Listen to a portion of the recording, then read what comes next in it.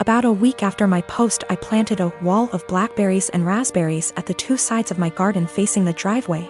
About 30 centimeters from the edge, so no overhanging branches. On the other side of the berry wall, I planted lots stuff like strawberries and tomatoes. To reach the tomatoes and strawberries from the driveway, you have either go through the fruit bushes or walk up to my house. Walk about 2 m along the side of the house and my windows, and then walk into my actual garden. Not something you do by mistake. For about 2 weeks it was somewhat quiet, but I still found the kids on my driveway every single days. As far as I know, they did not enter the garden, and I hadn't noticed them walking around my house anymore. So I figured the bushes were working. About 1 week ago, berry season started, and my bushes are now full of raspberries, and there's lots of strawberries as well. The neighbors noticed. First I caught the boys picking and eating raspberries, so I told them off and dropped them off at home, told their mom I caught them stealing. That's how I see it, even though it's fruit, and that I'd call the cops next time. She huffed and told me to grow up, but took the boys inside anyway. After that it was quiet up until yesterday afternoon, when I went out for a while and found the dad and his 2 sons right in the middle of my garden when I returned, clearing my bushes and plants. I didn't even confront them.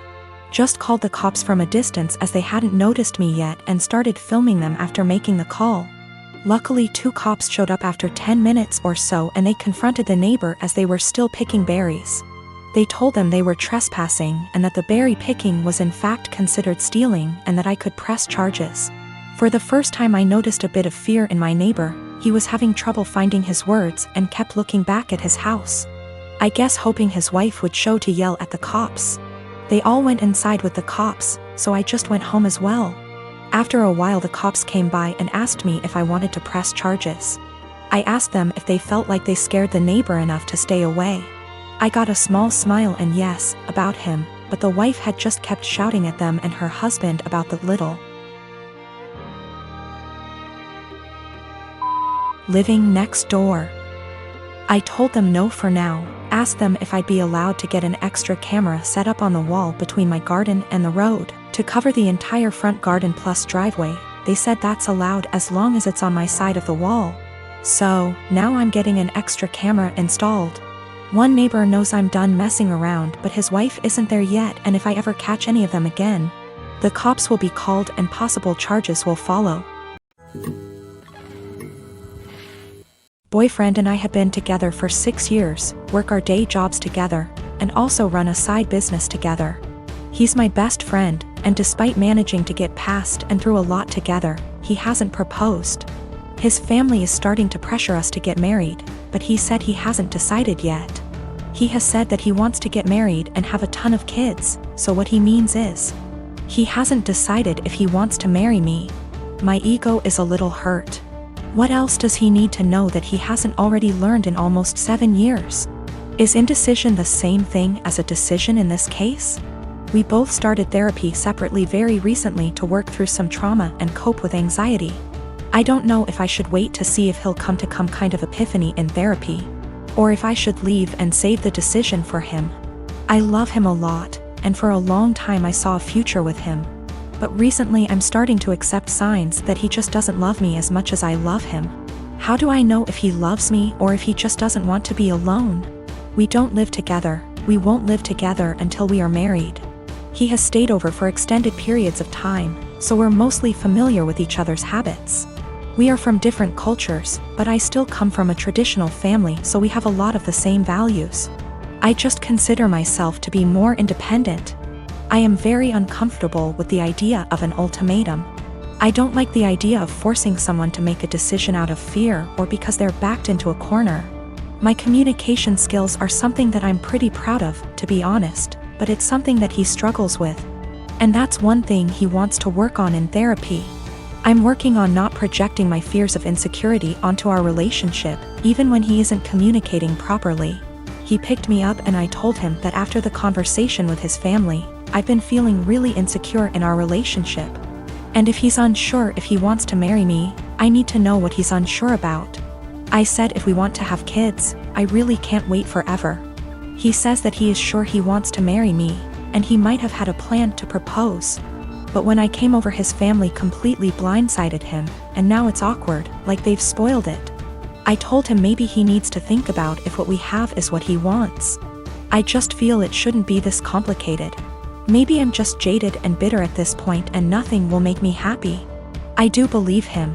He wouldn't drag me along just for the fun of it. I love him, and our lives are so wrapped up, it's very hard to leave, even if I wanted to. I just wish I could read his mind. I wanted to talk to my therapist before I made any decisions. We both had appointments the following day, and in my session she asked me if I thought I was ready for marriage. I said of course. I've known I wanted to marry him since I asked him to move out with me. 2 years into the relationship and he turned me down. She responded by rephrasing the question. She said she isn't asking if I want to marry him, but rather, is the way I currently feel about myself. The way I handle my problems and my anxiety, and the way my boyfriend and I communicate. Is the way I feel in my relationship the way I want the rest of my life with this man to be? No way came out of my mouth way before I even processed it. Stressed was in my brain in big, bold, yellow letters. Right now I need to continue to work on my issues in therapy and learn what the best version of myself is like before I'm ready to commit to whatever future version of our lives together looks like. I've only been going for 2 months so far, and I've already seen a huge improvement in my ability to handle stress and my self-worth.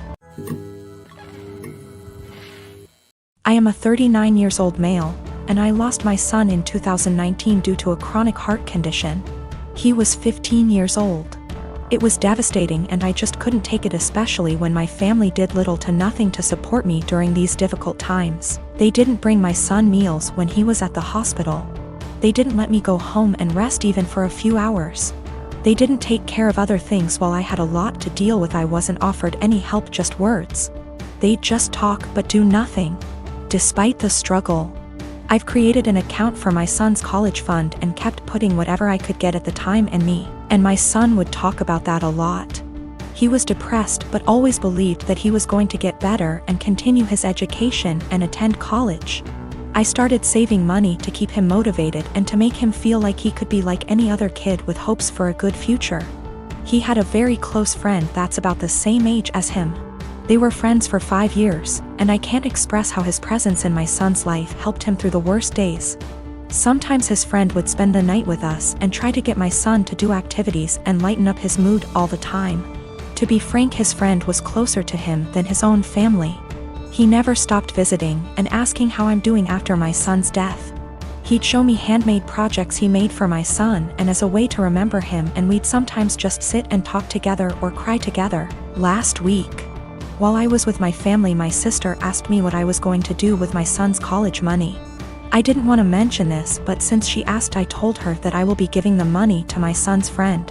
She barely even recognized his friend and was confused and said that my nephew deserves this money since he's family.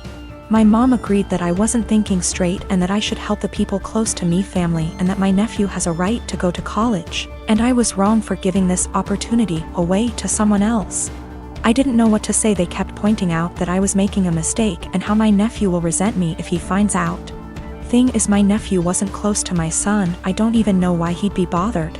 My sister went on about not being able to afford my nephew's college. I told her this was my decision, and I felt more comfortable that way.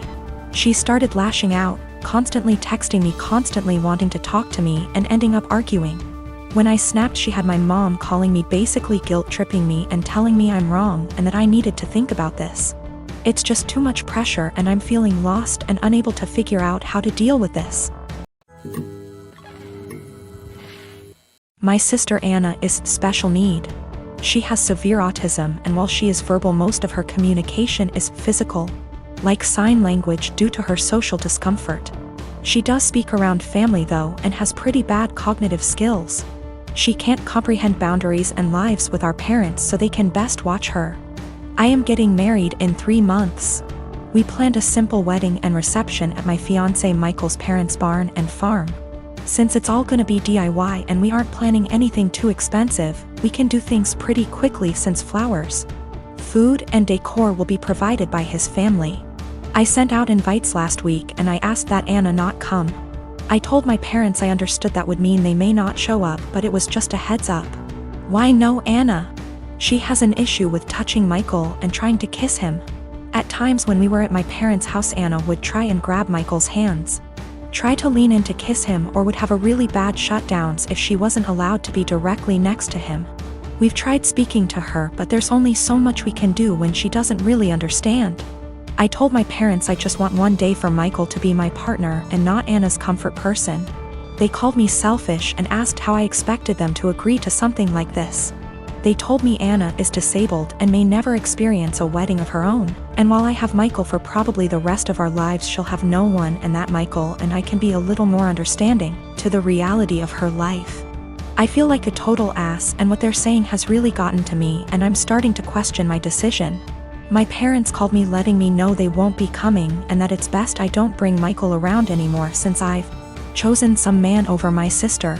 They told me that Anna wanting to kiss Michael and hug him is normal for a woman her age, and that she doesn't understand what her feelings mean. I suggested they try to redirect her during the wedding, but they said Michael is gonna be family to her and he needs to get over it. I suggested they watch the wedding via web, and they said that's not fair and that they deserve to see things in person. I asked if I could pay for someone with proper credentials to watch her that day while they attention, and they asked what I would do when they died, and if I'd pawn her off every time.